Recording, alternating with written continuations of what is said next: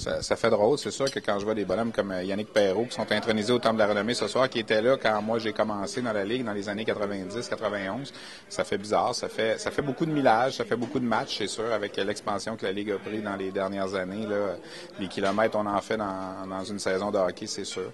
Mais regarde, c'est encore le fun. J'aime le fait de pouvoir voir les joueurs quand ils sont jeunes, puis de les voir progresser dans la Ligue nationale après, la plupart. D'autres qui deviennent des bonhommes, des avocats ou des médecins ou quoi que ce soit, c'est toujours agréable de voir ça. Puis c'est le fun, le junior, parce que les joueurs sont encore, tu sais, dans la belle partie. Ils jouent au hockey pour le plaisir, puis tu veux les interviewer, c'est facile. C'est pas comme, tu sais, aller couvrir les équipes de la Ligue nationale, puis tout ça. Puis quand on me pose cette question-là, tu sais, t'aimerais-tu ça monter dans la Ligue nationale? Parce que pour la plupart des gens, ça serait une promotion. Moi, je dis toujours, regarde, une fois de temps en temps, la Ligue nationale, c'est correct là, pour remplacer des collègues, mais j'aime bien où je suis, puis je trouve ça encore bien le fun. Ouais, mais j'aime pas ça, cette comparaison-là. Tu sais, Marc était là 37 ans quand même, puis moi, je disais toujours à la blague, il n'y a jamais personne qui va faire ça.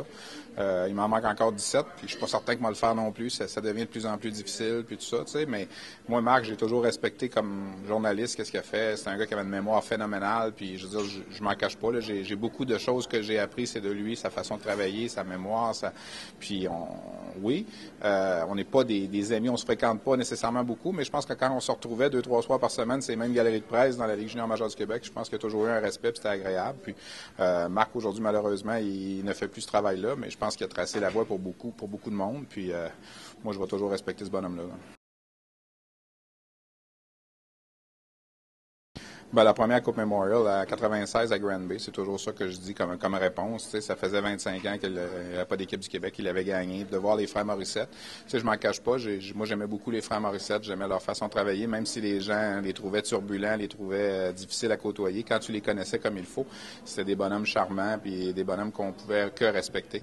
Puis de voir ces messieurs-là là, de 230, 250 livres qui pleuraient à chaudes larmes sur le bord de la patinoire à Peterborough en 96, puis tout ce qui a suivi ça, là, je veux dire, le défilé à Granby, puis le respect que ça a donné à la Ligue. Tu as vu, Hall a gagné après, Rimouski a gagné après, Québec a gagné après. Avant ça, on arrivait à la Coupe Memorial, puis on se faisait dire des fois, votre petite équipe Midget 3 cette année, elle va se faire battre encore. Puis Granby a changé des choses, je pense, les frères Morissette, Michel Terrien, puis cette équipe-là. Puis les autres ont suivi. C'est sûr que ça, c'est mon plus beau souvenir. Le fait de l'avoir vécu à cette époque-là avec Manon, aussi mon épouse, qui travaillait pour la Ligue, puis on était là ensemble. On a même une belle photo à la maison, avec la Coupe Memorial, tout ça. Je pense que c'est quelque chose que je vais toujours me rappeler.